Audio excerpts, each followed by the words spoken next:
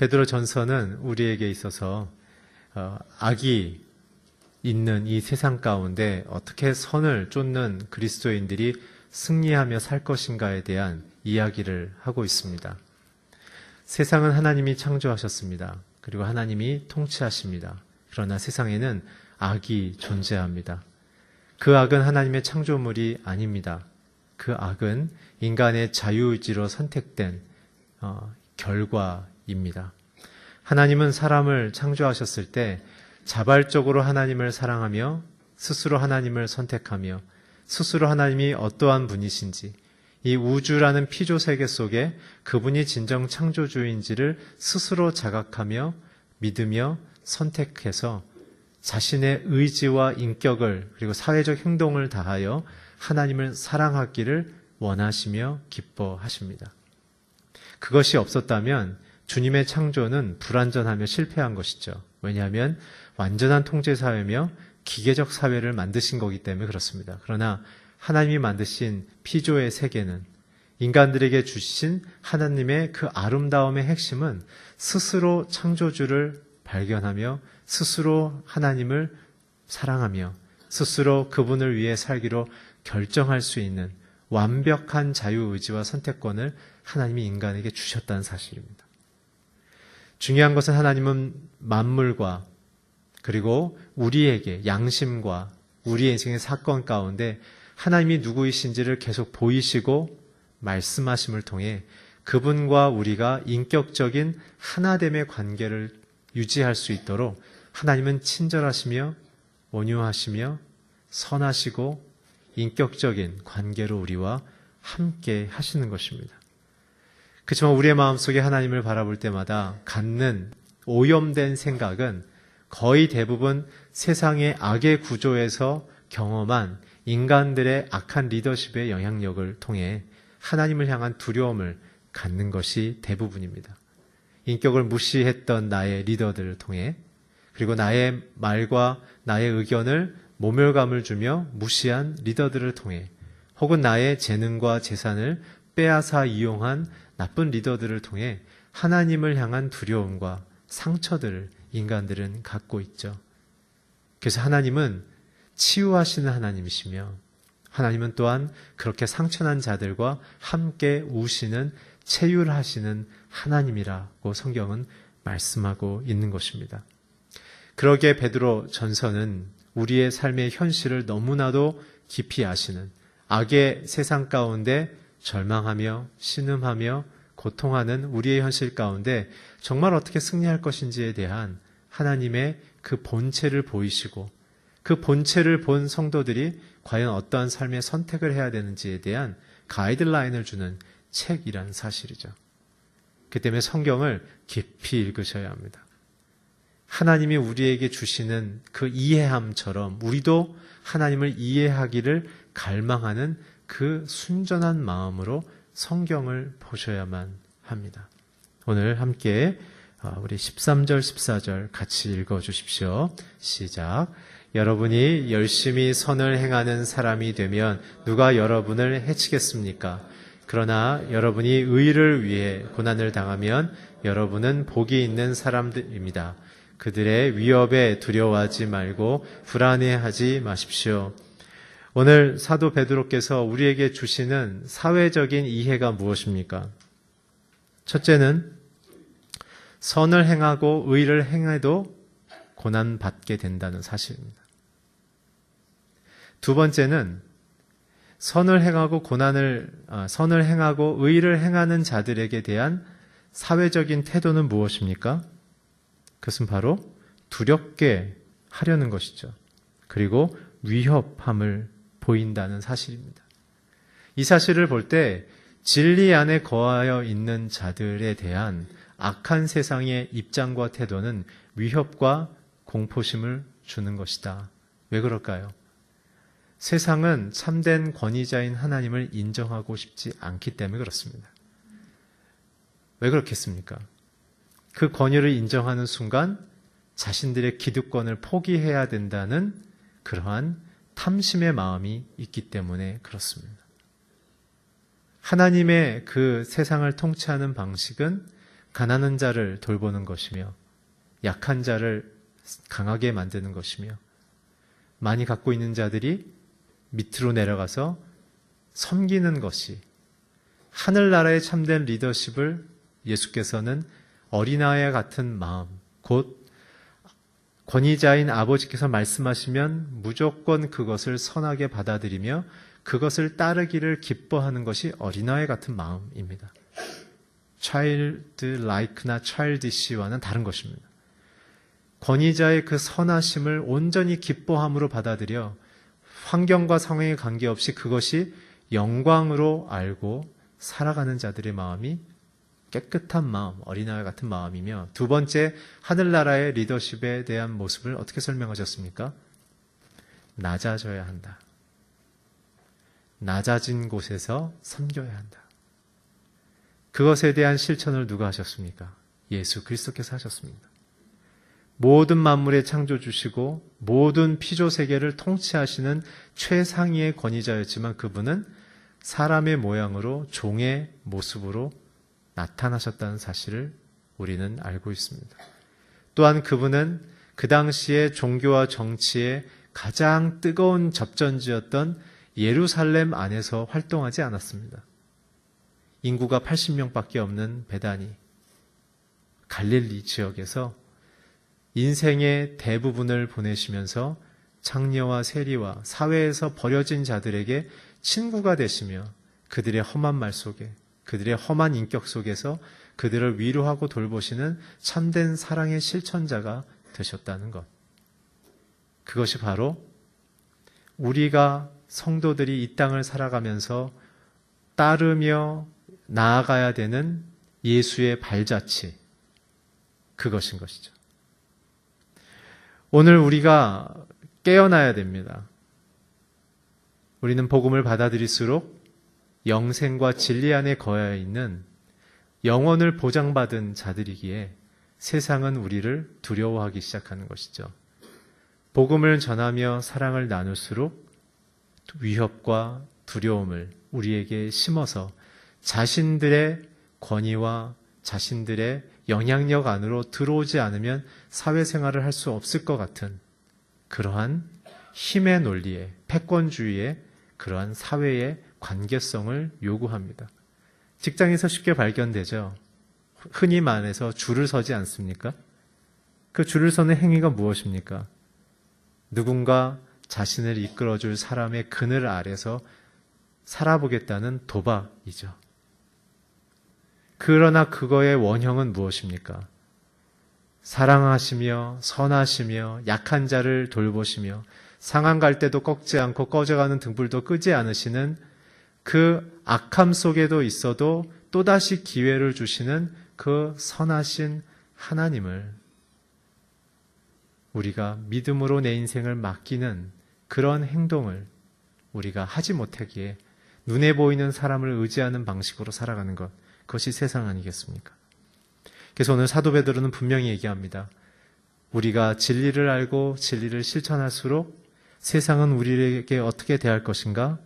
우리를 고난 속에 밀어넣을 것이며 또한 위협하며 우리에게 두려움을 줄 것이다. 그렇기 때문에 여러분들 선을 행하다가 위협과 두려움 앞에 서셨다면 그곳이 예수님이 계신 자리인 것을 믿으시기 바랍니다.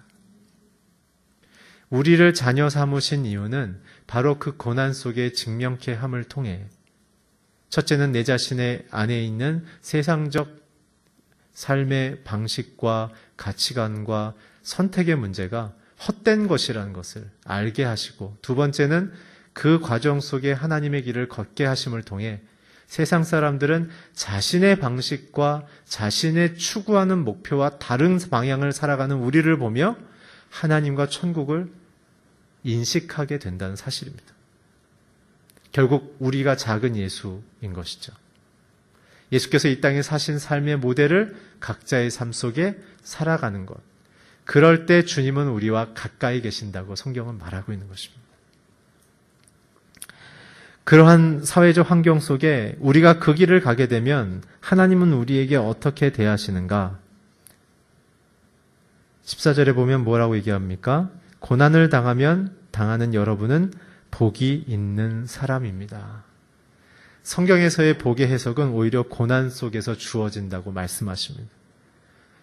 우리가 꿈꾸는 복은 무엇입니까? 좀 더 넉넉한 재정입니까? 아니면 좀 더 사람들에게 알려진 명예입니까? 아니면 좀 더 기간을 연장되어진 직장의 생활입니까? 물론 그런 현상으로도 드러날 수 있으나, 그러나 성경에서 말하는 이 블레싱이라는 것은 바로 임마누엘, 하나님이라는 것입니다. 하나님이 계시면 모든 것을 우리는 얻을 수 있습니다. 그러나 하나님이 계시지 않는다면 우리가 가진 것은 소진되고 사라질 것입니다. 신앙이란 무엇입니까? 우리는 왜 교회에 나옵니까? 우리는 교회에서의 신앙생활을 통해 무엇을 열매 맺어야 합니까? 이 세 질문은 같은 내용입니다. 과거, 현재, 미래에 대한 이야기죠. 그 결론은 우리는 하나님께로 돌아가는 것입니다. 죄악된 나의 습성과 악의 세상에서 살아가던 나의 삶의 논리로부터 이젠 하나님의 나라의 논리로 돌아가 오히려 이 땅에서 하나님의 그 살아계심을 누리며 보여줄 수 있는 자녀의 삶으로 가는 것이죠. 오늘 이 말씀은 사도 베드로께서 예수님의 가르침을 인용한 것이죠. 마태복음 5장 10절을 우리 같이 자막을 통해 읽어주십시오. 시작. 복되도다 의를 위해 핍박을 받는 사람은 하늘나라가 그들의 것이다. 아멘. 산상수훈, 예수를 믿는 자들의 삶의 헌장이죠. 예수를 믿는다면 이러한 삶의 목표와 가치를 두고 살라고 예수께서 가르쳐 주신 내용인데, 그 중에 하나가 무엇입니까? 악한 세상에서 너희가 고난받는 것은 당연한 일인데 그 당연함 속에 기뻐하라. 그들이 하늘나라를 소유하게 될 것이다.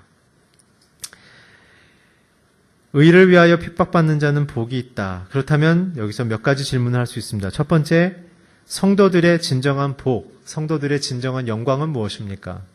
바로 의를 이루는 삶입니다. 그렇다면 의가 무엇이죠? 이 righteousness, 의가 무엇입니까? 그는 두 가지입니다. 첫째는 공의입니다. justification. 우리가 죄인 되었을 때 우리가 생명이 없고 멸망받아야 되나, 예수의 십자가로 말미암아 내가 갖고 있는 모든 죄가 용서받고 씻겨짐을 통해 자유함을 얻었다는 그 공의, 오늘 나에게 날마다 선포하셔야 합니다. 오늘 우리는 예수의 피로 씻김받은 자들입니다. 오늘 우리는 예수의 피로 결코 정죄함이 없습니다. 오늘 예수의 피로 우리는 승리했습니다. 그것을 우리 날마다 선포해야 합니다. 그것이 자녀됨의 신분이죠. 그러나 이것으로 끝나면 안 됩니다. 두 번째 의가 있습니다. 그것은 바로 칭의입니다. 죄인으로서의 신분이 이제는 해결되어졌다면 두 번째는 하나님의 자녀의 자리로 나아가며 그 자녀됨의 내용을 갖고 살아야 된다는 것입니다. 이 부분이 우리의 이 땅에서 주어진 의로 핍박받는 과정을 포함하고 있는 것입니다. 하나님의 명령, 진정 내 영혼과 나의 가정과 이 세상을 복주시기 위한 하나님의 그 명령을 우리가 받았기에 그것을 따르지 않는 자들과 함께 더불어 마찰열이 일어나지만, 그러나 그들의 마찰력과 압력을 견뎌주며 함께 그들을 공동체로 생각하며 끌어안고 살아주는 자들, 그게 바로 의를 위하여 핍박받는 성도들을 의미하는 것입니다. 절대 예수 믿는 자들과 믿지 않는 자들을 가르지 마십시오. 교회와 세상을 가르지 마십시오. 하나님의 피조 세계는 예수를 믿는 자들에게만 국한되어 계신 게 아니라 믿지 않고 타락한 자들까지도 하나님은 포함하고 계십니다. 그렇게 우리는 예수를 믿었다면, 예수의 십자가를 경험했다면, 하나님의 자녀로서의 그 신분에 감격하다면 우리의 마음은 어디로 흘러가야 되는가? 그것은 바로 믿지 않는 자들을 향하여 흘러가야 되는 것입니다. 그래서 예수님은 자기 자신을 어떻게 표현했습니까? 어린 양으로 표현했다는 사실을 기억하십시오. 예수님은 자신을 왕으로, 이사야는 왕으로 불렀으며 또한 어린 양으로도 불렀지만, 그러나 예수님은 정작 이 자리에 오셔서의 삶은 도살장에 끌려가는 어린 양처럼 모든 권위와 부귀와 명예와 존귀와 능력을 갖고 계신 분이었지만, 그분은 우리를 살리기 위해 자신을 악한 자들의 손에 맡기시며 그들이 저지르는 핍박과 고난을 통해 자신이 죄인인 것과 자신이 하나님을 떠난 것 사실을 스스로 자행하는 고난과 핍박을 통해 나중에 발견하도록 자기를 내어줬다는 것이죠. 이것이 그리스도의 사랑을 받은 자들이 세상 속에서, 가정 안에서 행해야 될 사랑의 태도입니다. 어린 양의 사랑. 주장하지 않고, 공격하지 않고, 비판하지 않고, 정죄하지 않되 진리를 얘기하고 그 진리를 말함으로 인해 발생하는 모든 것을 다 떠안기로 결정하는 그 책임감과 담담함과 그 장엄함을 우리는 갖고 있어야 되는 것입니다. 그러기에 그리스도인들은 말하지 않습니다. 우리는 싸우지 않습니다. 우리는 품을 굽습니다. 그리고 우리는 행하는 것이죠. 70번 즉 7번 용서할 뿐만 아니라 생명을 내어주기까지 사랑하기로 결정하는 것이 바로 어린 양의 사랑인 것입니다. 예수의 사랑인 것입니다. 그렇게 우리는 왜 내가 이런 핍박과 고난을 받아야 되는가? 그것은 주께서 우리에게 부탁하신 일이기 때문에 그렇습니다. 내가 누군가를 견뎌준다면 그 사람은 하나님의 나라를 소유하는 길로 인도되고 있다는 사실이기 때문에 그렇습니다. 절대로 예수를 믿는 것은 평안한 상태로 들어가는 것이 신앙의 목표로 되지 않습니다. 예수를 믿는다는 것은 예수 그리스도가 가신 그 길처럼 그 사랑이 너무 감사하기에, 그 사랑이 너무 고맙기에 나도 생명을 주께서 주셨사오니 내게 주신 생명을 누군가를 위해 나도 참기로 결정하는 그 믿음의 순종함이 일어나는 것이 바로 의를 위하여 핍박받는 자들입니다. 그렇다면 두 번째, 하늘나라를 소유하겠다고 얘기했는데 그 하늘나라가 무엇입니까? 그 하늘나라는 바로 하나님의 통치, 함께 동거하심을 얘기하는 것이죠. 그래서 하늘나라는 이 땅에 없습니다. 그래서 성도들은 이 땅에서 그 어떤 것을 보상으로 구하지 않습니다. 그러나 놀라운 것은 하늘나라는 이 땅의 연장선상에 있습니다. 이 땅을 주님의 말씀과 통치와 동행과 그분의 사랑 안에 살아나가는 그 연장선을 통해 우리는 하늘나라에 들어가는 것이죠. 그게 우리는 그 나라에서 모든 보상과 모든 하나님의 상급을 받는 것으로 우리의 인생은 또 다른 영생의 시간을 시작하는 것입니다. 그러기에 이 시간은 우리가 자녀됨을 세상에 얼마나 자랑스럽게 보이며 아무리 세상이 핍박을 주더라도 그것은 끝이 있는 시간인 것을 우리가 알기에 두려워하지 않고 무엇인가 그 과정 속에 상실하더라도 염려하지 않는 것입니다. 왜요? 주님이 함께하고 계시기 때문에. 그리고 이 인생의 연장선상의 끝에 있는 그 하늘나라로 나를 인도하실 것이기에 이 과정은 하나님 안에 깊이 거할수록 주님을 위하여 많은 대가를 치를수록 우리에게는 굉장히 좋은 것입니다. 그렇다고 해서 늘 고통을 지향하라는 얘기가 아닙니다. 사람을 사랑하기 위해서는 고통을 감내할 수 있는 것을 당연히 생각하고 기뻐하라는 얘기인 것입니다. 세 번째 질문입니다. 그렇다면 하늘나라를 바라보는 우리의 마음은, 우리의 태도는 어떻게 해야 하는 것인가? 그것은 후반절에 있는 우리 18절에서 22절에 나타나 있습니다. 우리 먼저 18절에서 22절 자막을 통해 함께 읽어주십시오. 시작. 이는 여러분을 하나님께로 인도하기 위해 그리스도께서 한 번 죄를 위해 고난을 당하시고 의인으로서 불의한 사람을 대신하셨기 때문입니다. 그는 육체로는 죽임을 당하셨으나 영으로는 살리심을 받았습니다. 또한 주께서는 영으로 옥에 갇혀 있는 영들에게 가서 선포하셨습니다. 그들은 전에 노아가 방주를 예비하는 동안 하나님께서 오래 참고 기다리실 때 끝내 불순종했던 사람들입니다. 물로 심판하실 때 구원받은 사람이 적으니 단 8명 뿐이었습니다. 이제 물은 여러분을 구원하는 표인 세례를 의미합니다. 세례는 육체의 더러움을 없애는 것이 아니라 예수 그리스도의 부활로 인해 선한 양심이 하나님을 향해 응답하는 것입니다. 그리스도께서는 하늘로 올라가 하나님의 오른편에 계시니 천사들과 권세들과 능력들이 그분께 복종합니다. 아멘. 어떤 마음으로 하나님 앞에 살아야 된다고 지금 이야기하고 있습니까? 그것은 예수님의 삶을 모델로 설명하고 있습니다. 무엇입니까? 예수님은 죄인들을 살리기 위해서 의인이었지만 한 번의 죄에 대한 죽으심을 담당했다는 것이죠.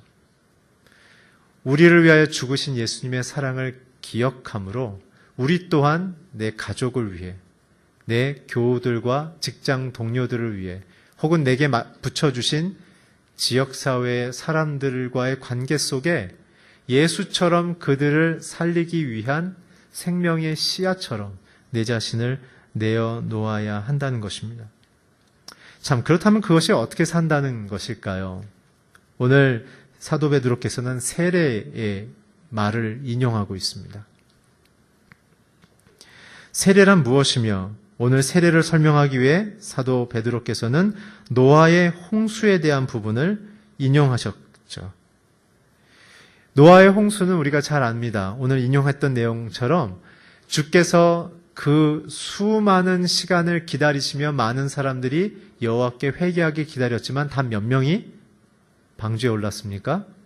8명. 이 얘기는 무엇입니까? 세상은 악한 사람이 훨씬 많다는 뜻입니다. 복음이 맺혀지고 그리스도인들이 순교를 각오한 인생을 살아도 만만치 않다는 뜻이죠. 그러기에 믿는 자들은 어떻게 하라는 겁니까? 수적인 변화에 민감하지 말라. 우리가 숫자가 작은 것처럼 표현되어도 위축되지 말라. 홍수를 시작하신 분이나 방주를 지키시는 분이 누구시다? 하나님이시다. 세상의 악의 논리는 사람들을 결집시키죠.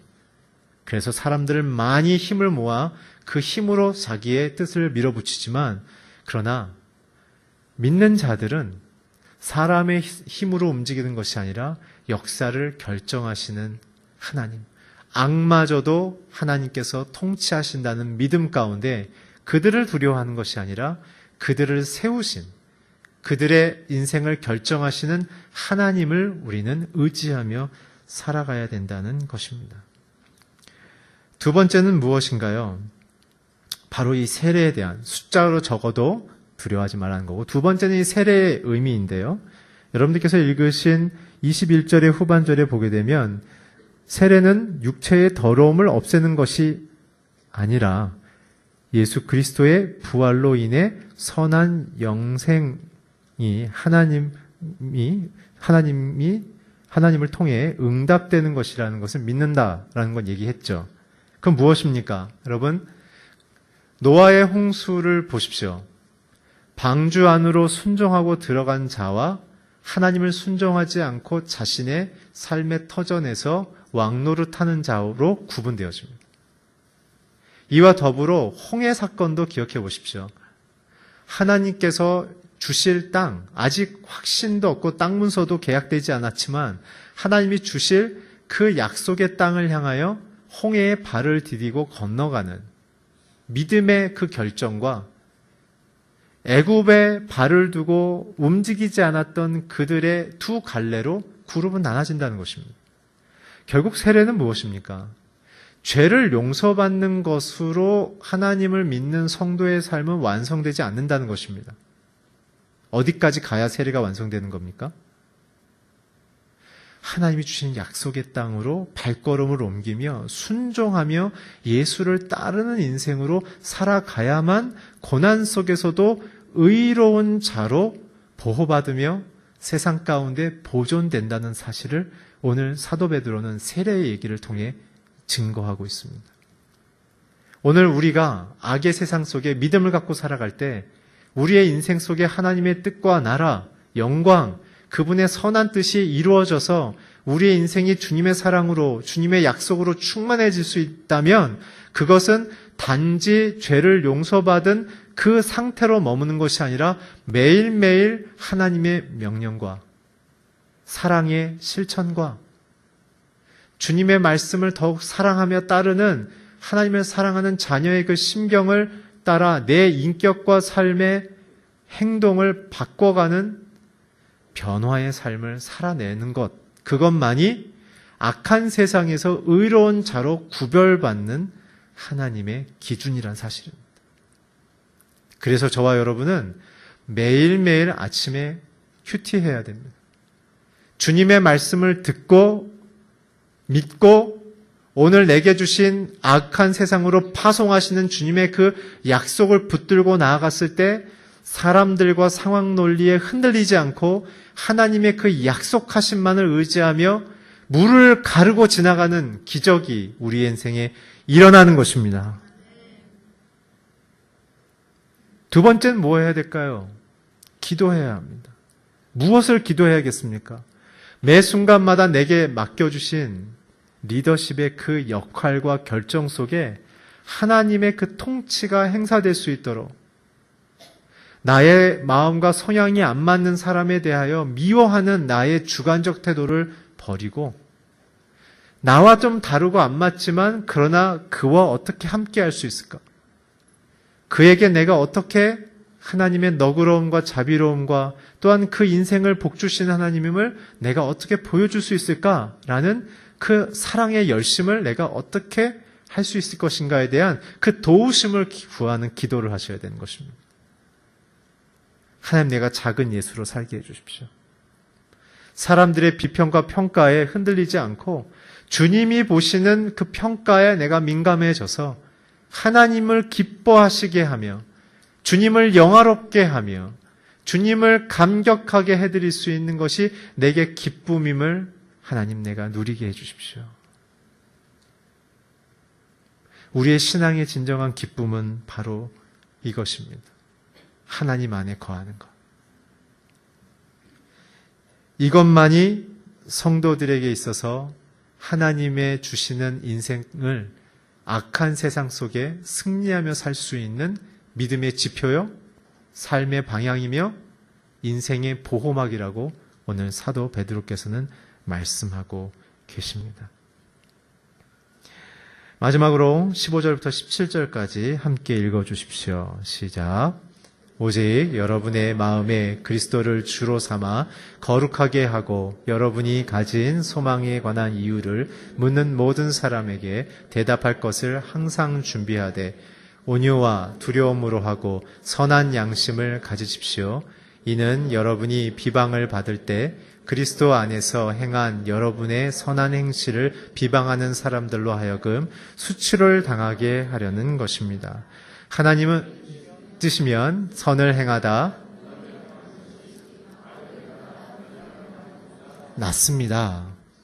오늘 마지막 말씀드릴 것은 제가 말씀드린 앞에 두 블럭의 구절은 믿는 자들에 대한 권면이자 그 내용이자 그 실천의 목표에 대한 부분이라면 이제 15절부터 17절까지는 그렇게 했을 때 너희들을 핍박하고 고난을 주는 자들에게 대한 하나님의 반응, 그리고 나를 통한 하나님의 영향력에 대한 부분인 것이죠.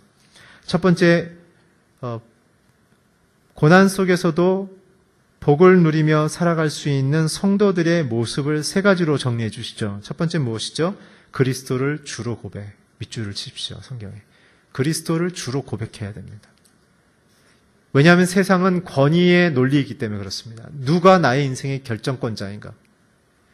내 위에 직장의 상급자가 결정권자라고 믿고 따르는 사람은 그 상급자의 인격과 가치관에 지배받게 되어집니다. 또한 그가 이제 그 자리에서 물러나게 되면 더 이상 자신의 미래는 없는 위험한 상황 속에 빠지는 것이죠. 그렇기 때문에 사도 베드로는 얘기하는 것입니다. 모든 너희들의 사회적인 리더들을 세우신 하나님을 기억하며 그리스도를 너의 주, 너희들의 생명권과 너희들의 인권과 안전권과 모든 삶의 보장을 해주시는 그리스도를 주로 고백하라. 오늘 여러분들은 누굴 믿고 따르고 계십니까?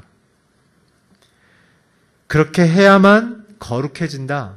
세상의 악한 논리로 따라 사는 사람들과 구별되어서, 분리되는 게 아닙니다. 구별되어서 세상이 존경할 만한, 하나님이 기억할 만한 성도가 되어진다는 사실인 것이죠.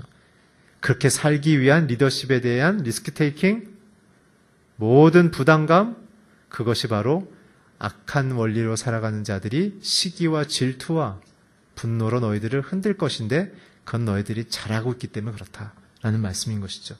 두 번째 기준은 무엇입니까? 그렇게 너희들이 살아갈 때 너희들은 도대체 왜 그렇게 사는지에 대해 많은 사람들이 물을 건데 항상 대답할 걸 준비하라 라는 것입니다. 이것은 전도에 대한 이야기로만 해석하기는 너무나 큰 이야기입니다. 예수님을 복음을 전하는 이야기는 일부이고 이 요구를 하는 사도 베드로의 요청은 무엇이냐 하면 세상이 갖고 있는 기준은 어떤 것이며 내가 따르는 하나님의 나라의 기준은 어떤 것인지를 선명하게 정리해서 내가 이렇게 결정할 수밖에 없는 이유가 바로 이런 이유입니다라는 그 근거를 준비하라는 것입니다. 그렇기 때문에 오늘 이야기하는 것이죠. 그래서 그 근거에 대한 힌트, 베이스가 뭡니까? 그 바로 세 번째, 온유와 두려움으로 선한 양심으로 너희들의 인생을 준비하라. 계속 권위의 구조이기 때문에 사도 베드로는 온유를 강조합니다. 온유. 선하신 하나님께서 내 인생의 고난 가운데 있는 내 인생에 그분의 뜻을 이루실 것이라는 것을 믿는 것이 온유라고 말씀드렸죠. 그 때문에 내 스스로의 실력 행사를 하지 않는 것입니다. 하나님께서 그 악한 상황 속에서도 내게 선하신 일을 이루실 것을 믿기에 그분이 행하실 일을 기다리며 사랑으로 견디는 것, 그것이 바로 온유이죠. 두 번째, 두려움으로 하라. 끊임없이 반복되는 부분입니다. 하나님을 향하여 with respectful mind, 그분을 존경하며 신뢰하는 마음을 갖고, 두 번째, fearful mind, 그분이 모든 것을 결정하는 분이시며 악을 심판하는 분이시기 때문에 그분께 내 모든 인생의 판단권을 맡기는 마음, 이게 바로 두려운 마음으로 하라는 것입니다.